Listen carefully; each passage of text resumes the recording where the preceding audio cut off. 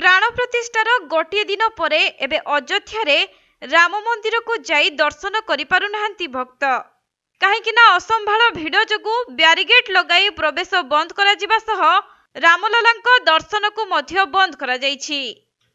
सेपटे भिड़ को नियंत्रण करिबा पई रैपिड एक्शन फोर्स को डका जाइछि। तेबे रामललांको प्राण प्रतिष्ठा परे प्रथम थर पई आज दर्शन करिबा को छुटी आसीथिले भक्तवृंद, जहाँकि राति 3टारू रामललांको दर्शन पई श्रद्धालुंको भिड़ जमिथिला। परे सकाळ 7टारू दर्शन आरंभ होइथिला, किंतु एते मात्रारे भिड़ वृद्धि पाइथिला जे भिड़ को नियंत्रण करिबारे मंदिर कर्तृपक्ष विफल होइथिले। तेणु संगे संगे मुख्य गेट बंद करिबा सह रैपिड एक्शन फोर्स को डका जाइछि।